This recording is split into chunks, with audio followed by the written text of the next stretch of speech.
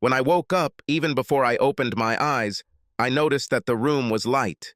It's the rising sun reflecting off the Atlantic through the windows of our room on the Carolina coast. I felt the touch of soft, warm flesh. I slowly opened my eyes, letting them get used to the bright light. April's slender ass, clad in almost transparent satin panties, came into my field of vision. First day of our 4 days of vacation was consumed by family wedding obligations, but the second day started off very well. A fun day at the beach with April in a new and temptingly tiny bikini, a fabulous dinner, and a lot of romp in bed. The third day started off very well. Before I describe the rest of our vacation, let me tell you how it all got to this point. My work colleagues who know me often tease me about my work wives, referring to two women with whom I work very closely. Those who know me best tease my mother and daughter about work. Ellen, teasingly referred to as my work mom, is actually my executive assistant, providing tremendous guidance and support to me and my team. Ellen is about 15 years older than me, extremely insightful, hardworking, and disciplined, as well as a formidable personality who helps the team work well together. Janet, my work daughter, is a young woman I have mentored for the past 5 years, who has grown into an exceptionally talented marketing professional who has recently won several coveted contracts and a significant industry award for creativity.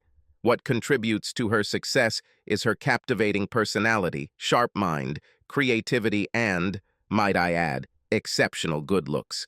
Janet is something of a project. I took a chance and hired her because she had recently dropped out of graduate school, divorced her philanthropist husband, recruited 55 pounds in postpartum and post-divorce depression, and had difficulty caring for herself and her infant son. But her core values and quick, insightful responses to my interview questions, as well as Ellen's agreement with my opinions, outweighed HR's recommendation. As it turns out, these two women had a significant impact on my marriage.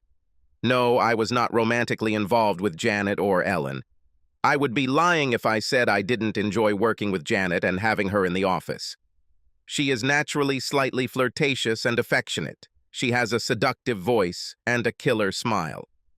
I, of course, looked at her in various skirts and casual outfits, enjoyed the rare glimpses of her cleavage, and tried to concentrate as she put on heels and a tight pencil skirt.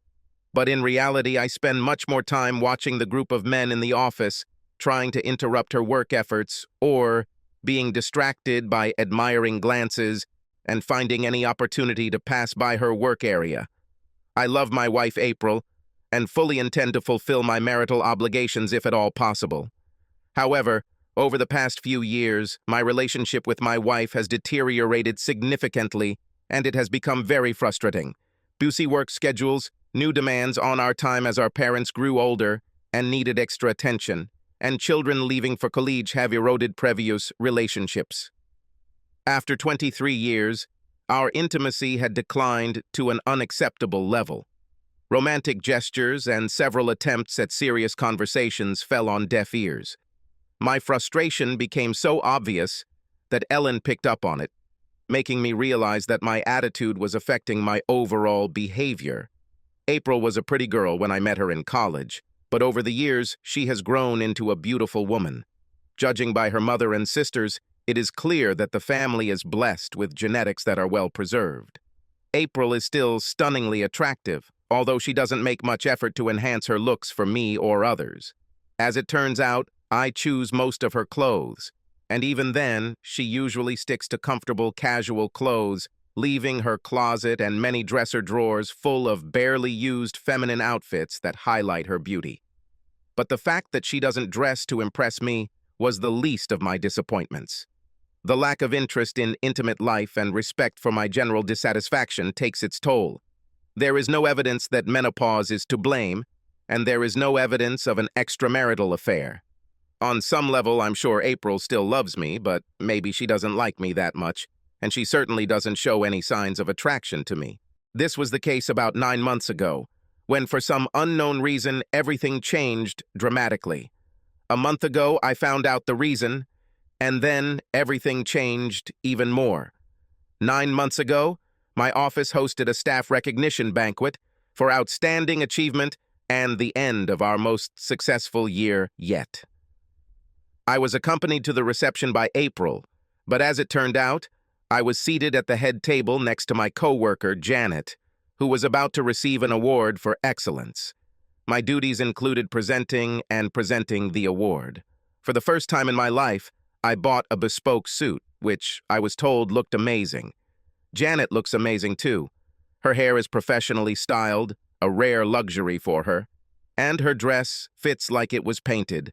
Tasteful cleavage, shiny stockings, 10-centimeter heels, and a smile of 1,000 watts complete the package. After the award presentation, with the obligatory handshakes, hugs, and photographs, I noticed that Ellen and April had excused themselves and left the room for what I assumed was a visit to the restroom. 45 minutes passed before they returned. I didn't think much of it at the time, but I certainly remembered it. Later that evening, April and I danced for the first time in years.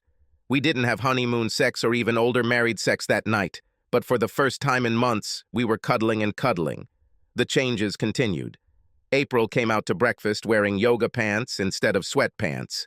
A cute top replaced her baggy button-down shirt. She said she was heading to the gym to sign up for some classes.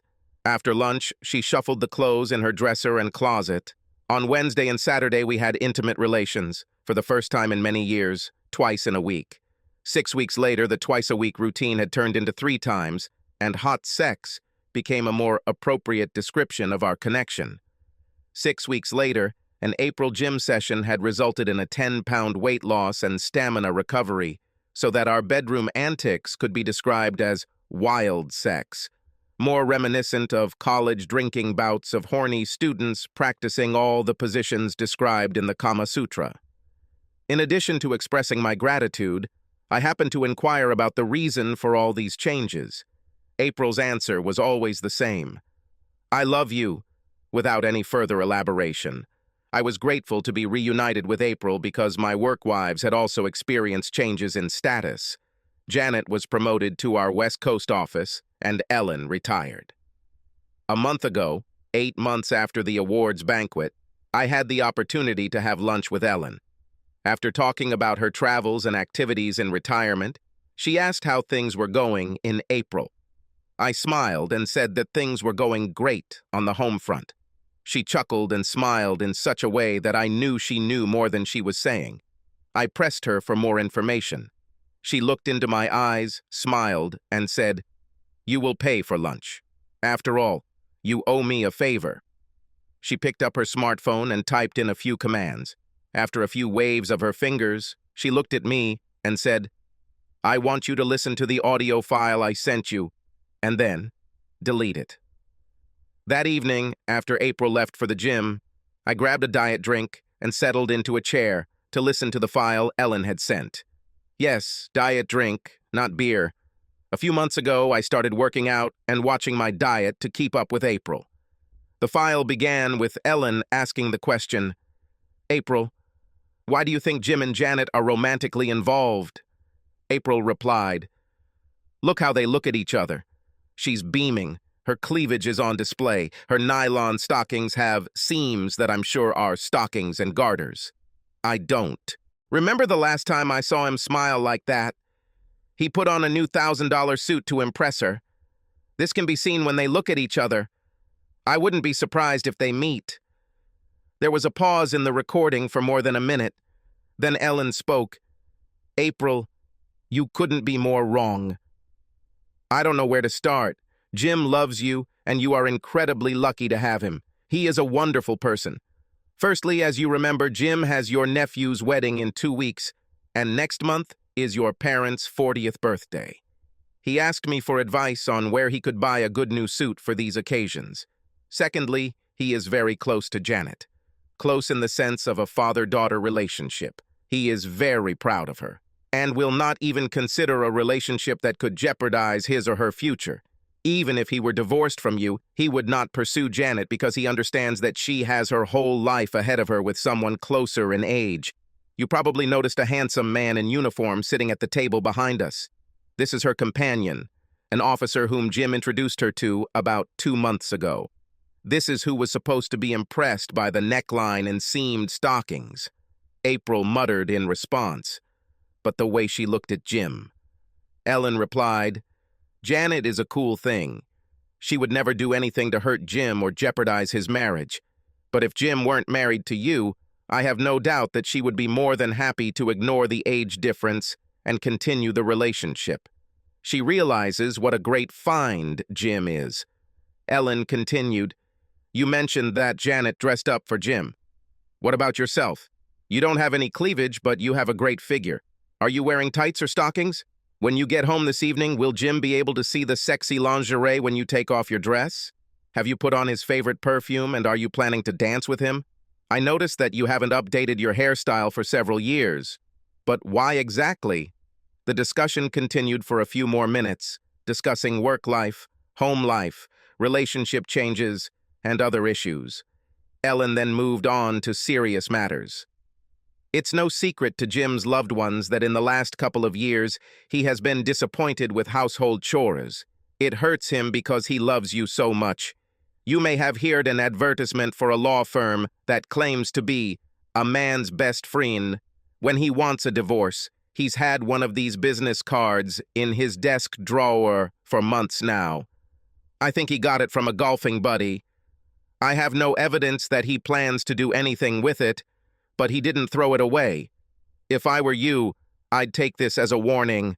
There was a pause for many minutes. Then April said, Thank you. And the recording ended, and they returned to the ballroom. So, this explains the changes in behavior. It is clear that I owe Ellen a huge debt of gratitude, and as per her request, I have deleted the audio file. Then I thought about what to do next. It's clear that April took the advice and made a huge effort to change our relationship. There was every indication that she was enjoying this rebirth as much as I was. A little jealousy and my wives at work did wonders for solving our midlife marital crisis. I'm grateful, but as I thought about it, I wondered how far April would go with this newfound sexual enthusiasm. That was a month ago, and marked the beginning of the next phase of April and I's sexual relationship. I intended to be careful and not overdo it. I have no intention of upsetting April or doing anything that might set back the current new normal. But I have dusted off a few fantasies and imagined us enjoying our new empty nest status as long as we both can. My first action was to allocate the generous commission I had recently received to ensure that April had a very enjoyable 46th birthday. She received a beautiful pair of diamond earrings, and her birthday gifts, made for my pleasure, were a very generous investment in a significant update to April's wardrobe, with a very pronounced emphasis on lingerie and various items that were noticeably sexier than her current wardrobe. A few romantic dinners and a trip to the adult toy store together have kept us busy over the past few weeks. The opportunity to turn our planned visit to our in-laws' wedding into a mini vacation seemed like the perfect chance to have some fun. Let's go back to the third day of vacation. As much as April's satin panty-clad ass tempted me, we were committed to a charter cruise along the coast and had less than an hour until boarding. Plus, I liked the idea of April being horny and wanted to save myself for action later in the day. The first 40 minutes were spent showering and a quick trip to the buffet for breakfast. Then it's time to dress for the cruise and take the 10-minute walk to the pier. I laid out a skimpy bikini and skimpy coverlet on the table, which got April thinking. I answered, "You'll look sexy. No one will recognize you. Have some fun. We're on vacation. I packed another swimsuit and a change of clothes in your carry-on if you need it." We didn't have much time, so April agreed. As we hurriedly walked the few blocks to the dock, I told April that I expected her to be the sexiest woman on the ship. In total, about 20 passengers were expected. The group was interesting. 2 young couples on their honeymoon, another couple who looked like 2 adulterous young professionals out for a weekend of fun, 5 older couples, and 2 young guys who we learned were on military leave before joining the army. The boat encountered a rough sea as we passed through the canal, and as we sat at the bow, April's breasts performed a delightful dance that attracted the attention of all the men on board. At first, April was embarrassed and blushed slightly. I couldn't help but laugh quietly as the other women took off their covers, trying to get their partner's attention back to them.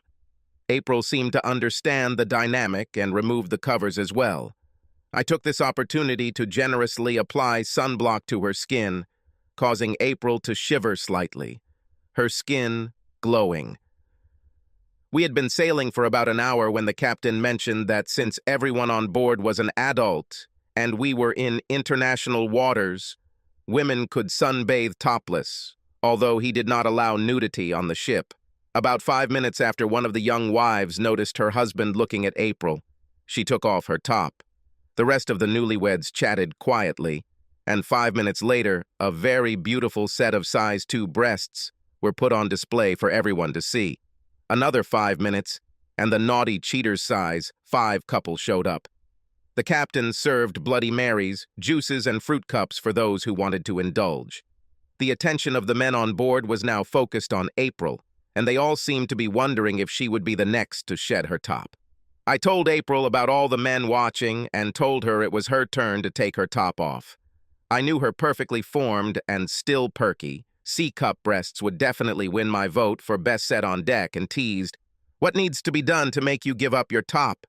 She answered, "New carpeting in the living room." "It's covered," I quickly answered. April giggled, unbuttoned her top and handed it to me, saying, "Please put this in my bag for later." Then she stood up and walked around the deck, helping herself to another Bloody Mary and cakes. This was as close to exposing herself as I had seen April in our 23 years of marriage, but she wasn't done yet. The 2 young soldiers clapped and proposed a bare-breasted toast as she took off her top. Even the older couples smiled and joined in the toast. The captain was grinning from ear to ear. April then walked up to the 2 young wives and whispered something to them. They, in turn, whispered in the ears of their husbands. April returned to our seating area and grabbed her bag, looking for her cap and sunglasses. She said I would have to take some photos. In a few moments, she had the women and 2 soldiers lined up on the deck in the order of girl, boy, girl, boy, girl. Sunglasses and caps made the women's faces unrecognizable to those not intimately familiar with exposed breasts and bikinis. April informed everyone that if she saw anyone else take out a camera, they would go overboard, and I would edit the photos to make sure the women were not identifiable by changing the color of bikini bottoms, hair color, and erasing wedding rings and identification signs, and then provide photos to 2 husbands and 2 soldiers as souvenirs of the cruise. I've never seen this side of April.